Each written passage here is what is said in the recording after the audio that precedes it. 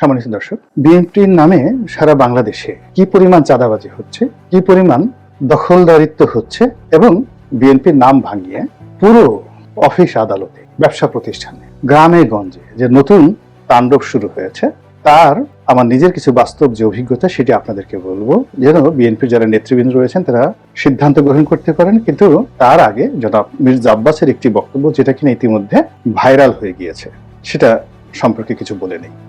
মির্জা আব্বাস একেবারে পাবলিকলি একটা জনসভাতে যেটি বলেছেন যে গত কয়েকদিন আগে একজন শীর্ষস্থানীয় ব্যবসায়ী, যিনি কিনা হিন্দু, তো তার অফিসে বিএনপির পরিচয়ে এক দল লোক হামলা করে এবং মোটা অঙ্কের চাঁদা দাবি করে। তো মোটা অঙ্কের চাঁদা দাবি করার পর তাদের সঙ্গে যারা মালিক পক্ষ, মির্জা আব্বাস সাহেবের একটা পরিচয় ছিল। তো তারা মির্জা আব্বাস সাহেবকে টেলিফোন করেন এবং মির্জা আব্বাস সাহেব সেই চাঁদাবাজদের সঙ্গে সরাসরি কথা বলেন। তো তিনি পরিচয় দেন যে তোমরা বিএনপির কোন সংগঠনের সাথে জড়িত, আমার নাম মির্জা আব্বাস। তো মির্জা আব্বাসকে তারা চিনেন না এবং মির্জা আব্বাস নামে যে কেউ টেলিফোন করেছে সেইভাবে তাদের মধ্যে কোনো টু শব্দ বা রা আরও নেই। এখন বোঝার চেষ্টা করুন যে টেকনাফ থেকে তেঁতুলিয়া পর্যন্ত বিএনপি করেন এরকম কোন লোকদের নিকট যদি মির্জা আব্বাস সাহেব টেলিফোন করেন, ইশরাক সাহেব টেলিফোন করেন, আব্দুল আল মিন্টু সাহেব টেলিফোন করেন, মির্জা ফখরুল সাহেব টেলিফোন করেন, এমনকি আমি গোলাম মাওলা রনি টেলিফোন করি, পিনাকি সাহেব যদি টেলিফোন করেন, এটা বিএনপি নেতা কর্মীরা অত্যন্ত শ্রদ্ধার সঙ্গে গ্রহণ করবেন অথবা ভয় পাবেন। কিন্তু যারা গোলাম মোল্লা রনিকে চিনবেন না বা যে নামগুলো বললাম তারা চিনবেন না, তারা বিএনপির সঙ্গে যে সম্পৃক্ত নয় এটি বোঝার জন্য খুব বেশি পাণ্ডিত্য দরকার নেই।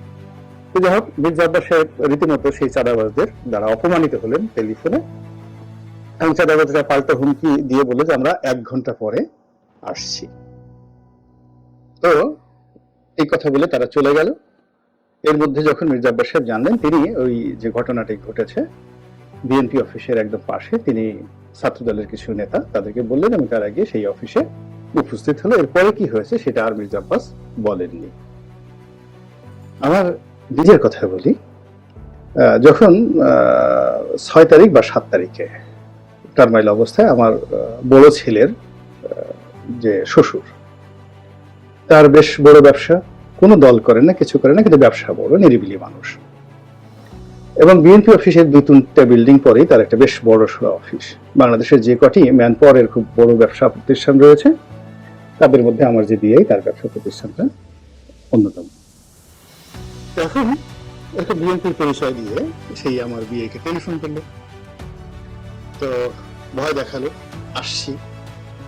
তো আমি বললাম যে আমাকে উনি ভয় টেলিফোন করলেন, আমি বললাম যে এখন তো মিলিটারি নাই, পুলিশ নাই, আমি আপনাকে কিভাবে রক্ষা করি, আমি যারা টেলিফোন করেছে বা তারা কি আসছে তাদেরকে একটু দেন। তো বলে যে না, আমাকে কেউ টেলিফোন শুরু করে ভয় দেখাচ্ছে, তারা আসছে কিন্তু নামও বলছে না, কোনো কিছু বলছে না। তো তখন আমি আর কালো বিলম্ব না করে যুব দলের একজন নেতা, তাকে টেলিফোন করলাম যে আপনি আমার এই বিয়ের অফিসে যান এবং সেখানে গিয়ে তারপরে একটু নিরাপত্তার ব্যবস্থা করুন এবং খুব চুপচাপ বসে থাকে যে কারা আসে। তো যাই হোক, এরপরে আর তারা আসেনি। এটা গেল আমার নিজের ব্যক্তিগত অভিজ্ঞতার কথা। তারপর যেটা শুনলাম, এই গুলিস্তানের যে বড় বড় মার্কেটগুলো রয়েছে, ঢাকা সিটি কর্পোরেশনের মার্কেটগুলো রয়েছে, এইগুলোর যে নেতৃত্বে আওয়ামী লীগের যে সকল পান্ডারা ছিলেন তারা তো পলাতক। 1 ঘন্টা লাগেনি সেই জায়গাগুলো বিএনপির যারা লোকজন তারা দখল করে ফেলেছে। এবং এখানে মালিক সমিতি, মানে এই মার্কেটগুলো একটা বড় বড় মার্কেট, এই গুলিস্তানের যে সিটি কর্পোরেশনের বড় বড় মার্কেটগুলো, এই মালিক সমিতি যারা হ্যান্ডেল করেন তাদের আয় মাসে কোটি কোটি টাকা। তো সেই কাজগুলো করতে 1 ঘন্টাও দেরি হয়নি। আমি ঠিক একটা মার্কেটের একজন কর্তা ব্যক্তির সাথে, মানে এমপ্লয়ি, তার সঙ্গে আমার পরিচয় আছে, এর কারণে তার মেয়ে বিয়ে দিচ্ছে যেখানে তারা ভাড়া থাকেন, আমি যে বিল্ডিং এ থাকি সেই বিল্ডিং এ।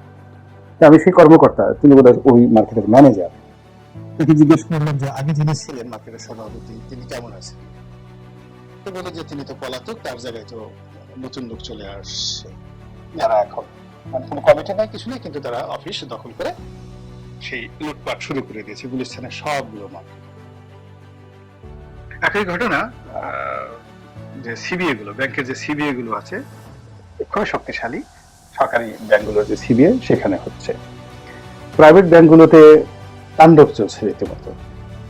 বিভিন্ন সরকারি অফিসের যে সিবিএ গুলো রয়েছে, চতুর্থ শ্রেণী কর্মচারীদের অ্যাসোসিয়েশন, তারা অনেক কিছু ডমিনেট করে।